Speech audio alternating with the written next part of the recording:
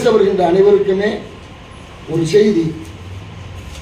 5 மணி என்று போடுகிறோம். ஒவ்வொரு தடவையும் நான் சொல்கிறேன், 5:30 மணிக்கு கடவுள் வந்தாலும் வராவிட்டாலும் ஒரு அகங்கேட்டேன், அசைவருமதி கேட்டேன், இதை அருள்வதில் உனக்கு எதுவும் தடையுள்ளதோ? ஓம் சக்தி பராசக்தி. இன்று பாரதி தமிழ் இலக்கிய பேரவையும் கம்பம் நூலக வாசகர் வட்டம் இணைந்து நடத்தும் உலக புத்தக நாள் விழா, ஜெயகாந்தன் அவர்களுடைய பிறந்த நாள் விழா ஆகிய தலைப்புகளில் நாம் இன்று நம்முடைய இலக்கிய பேரவையை ஆரம்பித்துள்ளோம். இதில் தலைமை கவிஞர் பாரதன் அவர்கள், தலைவர் பாரதி தமிழ் இலக்கிய பேரவை, முன்னிலை திரு எஸ் சேதுமாதவன் அவர்கள், துணைத் தலைவர் பாரதி தமிழ் இலக்கிய பேரவை, ஆசிரியர் சு கோவிந்தராஜன் அவர்கள், தமிழ் பாட்டு மணிமுருகன் அவர்கள், வரவேற்புரை ராஜோமணி, செயற்குழு உறுப்பினர்கள் மற்றும் மத்திய அனைவரையும் இலக்கிய பேரவையின் சார்பாக வருக வருக என வரவேற்கிறேன். இதில் 2 தலைப்புகள்: உலக புத்தக நாள் விழா, ஜெயகாந்தன் பிறந்த நாள் விழா. இரண்டுமே நமக்கு மிகவும் அறிமுகமான ஜெயகாந்தனுடைய நூல்கள் அனைவரும் படித்திருப்பீர்கள். என்னை கவர்ந்த நூல் சில நேரங்களில் சில மனிதர்கள் என்ற அவருடைய அந்த அது திரைப்படமாக எடுக்கப்பட்டது. அந்த கதையும் அந்த திரைப்படம் இரண்டுமே அந்த அன்று இருந்த இயக்குநர்கள் கதையை சிதைக்காம எடுப்பாங்க. அது மிகவும் இப்ப அதிகமாக நாவல்கள் படமாக்கப்படுறதில்லை. இருந்தாலும் சில கதைகள் சிதைக்கப்படுகின்றன. அது சுஜாதா எழுதிய பிரியா என்ற படம் கதைக்கும் இதுக்கும் சம்மந்தமே இல்லை. என்ன, இந்த ஜெயகாந்தனுடைய சில நேரங்களில் சில மனிதர்கள் கதையும் அருமை, அதை திரைப்படமாக எடுத்த பிறகு அது மிகச் சிறப்பான அமைப்பாக இருந்தது. அவருடைய அதாவது கருத்துக்களை யாருக்கும் இடம் கொடுக்காமல், மற்றவர்களுக்கு அடிபணியாமல் தன்னுடைய கருத்துக்களை சிறப்பாக சொல்வதில் வல்லவர். அவரை சிங்கம், எழுத்துலக சிங்கம் என்று குறிப்பிடுவார்கள். மிக கம்பீரமாக அருமையாக தன்னுடைய கருத்துக்களை பதிவிடுவதில் மிகவும் வல்லவர். உலக புத்தக நாள் விழா, புத்தகத்தை படிக்க வேண்டும் என்று புதியதாக ஒரு சில கருத்துக்கள் சொல்ல வேண்டியதில்லை. புத்தகத்தை நாம் படிக்க படிக்க நம்முடைய அறிவு மேம்படும். நம்முடைய முன்னாள் குடியரசுத் தலைவர் அப்துல் கலாம் ஐயா அவர்கள் கூறியதை போல, கற்றலினால் ஆக்க சக்தி கிடைக்கிறது, ஆக்க சக்தியினால் சிந்தனை ஆற்றல் உண்டாகிறது, சிந்தனை ஆற்றலால் அறிவாற்றல் தோன்றுகிறது, அறிவாற்றலால் நாம் உயர்ந்தவர்கள் ஆகிறோம் அப்படின்னு சொல்லியிருந்தாரு டாக்டர் APJ அப்துல் கலாம் அவர்கள். அதனால படிச்சதுனால என்ன கிடைக்குது?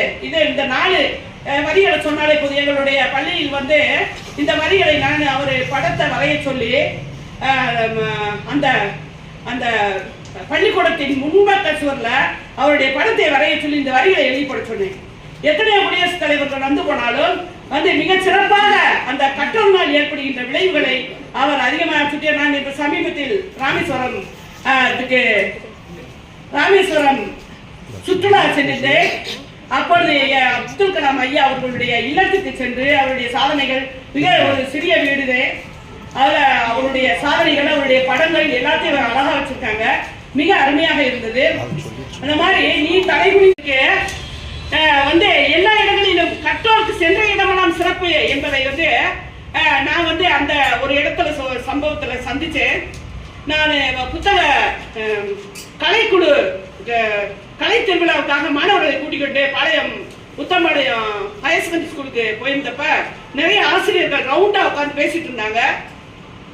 அப்ப நான் போய், சார் வணக்கம் சார், தெரிஞ்சவங்களுக்கெல்லாம் வணக்கம் சொல்லிட்டு இருக்கும்போது ஒரு சார் அங்க இருக்க 2-3 பேருக்கு அறிமுகப்படுத்துறாரு என்னைய. அப்ப அவரு அறிமுகப்படுத்தும் போது என்ன சொல்றாரு, இவங்க டான்ஸ் ராணி டீச்சர் அப்படிங்கும் போது யாருமே எந்த முகத்துல எந்த இதுமே இல்லை. அவர் என்ன சொன்னாரு, டீச்சர் புத்தகம் நிறைய வாசிப்பாங்க, நிறைய கருத்துக்களை பேசுவாங்க, நல்லா பேசுவாங்க, பட்டிமன்ற பேச்சாளர் சொல்லும் போது அவங்க எல்லாம் எந்திரிச்சுன்னு எனக்கு வணக்கம் சொன்னாங்க. அதே போல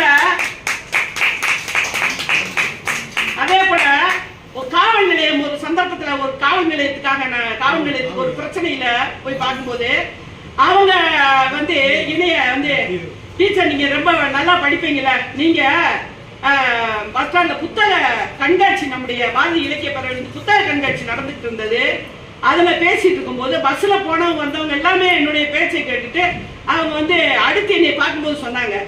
அதுல காவல் நிலையத்தில் இருக்கிற ஒரு அதிகாரி வந்து சொன்னாங்க, மேடம் நீங்க உங்களுடைய பேச்சை நான் கேட்டிருக்கேன், ரொம்ப அருமையா இருந்தது அப்படின்னு சொல்லும்போது, நம்மளுடைய வாசிப்பு, நம்ம பேசுற அந்த கருத்துக்கள் வந்து நம்ம அறியாமையே நம்மளை பல இடங்களுக்கு கொண்டு போயிருது அப்படின்னு நான் அன்னைக்கு புரிஞ்சுக்கிட்டேன். எந்திரிச்சு நின்று எல்லாரும் இவங்க புத்தகம் நிறைய வாசிப்பாங்க உங்களை மாதிரியேவோ அப்படின்னு சொல்லும் போதேவோ எல்லாரும் எந்திரிச்சு நின்று வணக்கம் சொன்னாங்க.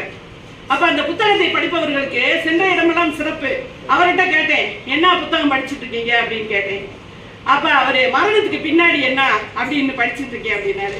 நானே படித்தவர்கிட்ட கேட்கும்போது, நீங்க நல்லா இருக்கீங்களா, எப்படி இருக்கீங்க, என்ன செய்றீங்க, ஒரு விவசாயி இன்னொரு விவசாயி பார்க்கும்போது, என்னப்பா வெறியோட மழை பெஞ்சா அப்படின்னு கேட்கும்போது, இந்த புத்தகம் படிப்பவர்கள் மட்டுமே என்ன செய்வாங்கன்னா, அது என்னை மாதிரி ஆளுகள்லாம் என்ன புத்தகம் இப்ப வாசிச்சுட்டு இருக்கீங்க, அதுல என்ன சிறப்பு, நீங்க வாசிச்சது இதுவரைக்கும் என்ன சிறப்பு அப்படின்னு சொல்லி வந்து சொல்லுவாங்க. நானும் கேட்பேன். அந்த மாதிரி என்னுடைய உச்சவச்ச சந்தோஷம் வந்து என்னன்னா, ஒரு புத்தகத்தை படிச்சு நான் ரசிச்ச சில இடங்களை அவங்கள ரசிச்சு சொல்லும்போது ரொம்ப சந்தோஷமா இருக்கும்.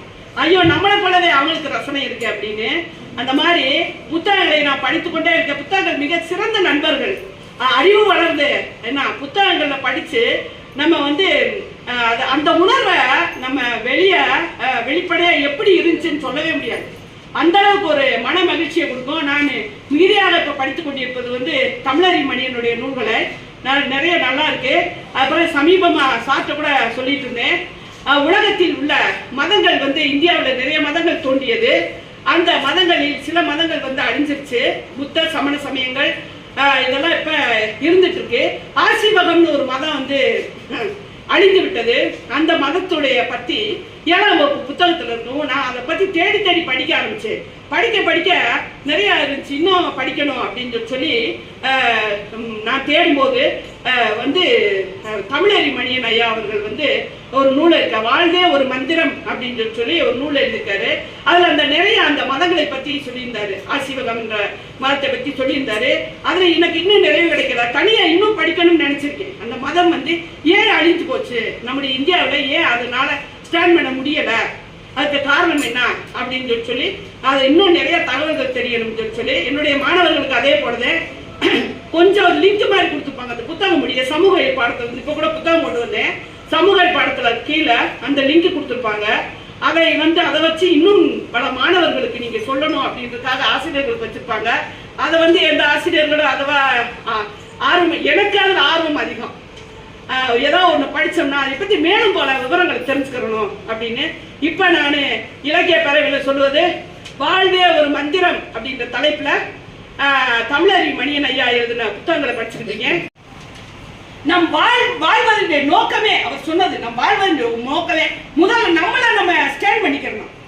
நம்ம தண்ணீர் வந்துக்கணும். நம்ம இருந்து கொண்டு பிறரை மகிழ்வித்து மகிழ, பிறர் நல்லா இருக்கிறதுல மகிழ்வித்து மகிழ, வாழ்வித்து வாழ, பிறர் நல்லா வாழ வச்சு நம்ம வாழணும். இப்படிப்பட்ட சமுதாய நெறியை வந்து உலகமெல்லாம் பரப்பணும் சொல்லி அந்த பாடம் எனக்கு ரொம்ப பிடிச்சிருந்தது. மற்ற பாடங்களை ஒரு நாள் 2 நாள் நடத்த, அந்த பாடத்தை ஒரு வாரம் நடத்தினேன், மிகவும் ரசிச்சு. அது வந்து மாணவர்களுக்கு சிறப்பா போய் சேர்ந்திருக்கும்னு நினைக்கிறேன். இதே போல நீங்களும் பல நூல்களை கற்றுக்கொண்டு பார்க்கும் போதே நல்லா இருக்கீங்களான்னு கேட்டு அடுத்து நீங்க என்ன புத்தகம் படிச்சிருக்கீங்க, நீங்க நல்லா இருக்கீங்களா, நான் நல்லா இருக்கேனான்னு சம்சாரம் லட்சுமி கேட்ட மாதிரி நீங்க என்ன புத்தகம் படிக்கிறீங்க, நான் இந்த புத்தகம் படிக்கிறேன் என்றுதான் நம்முடைய உரையாடல், நம்முடைய இலக்கியவாதிகளுடைய உரையாடல் இருக்க வேண்டும் என்று கேட்டுக்கொண்டு வாய்ப்புக்கு நன்றி கூறி விடைபெறுகிறேன்.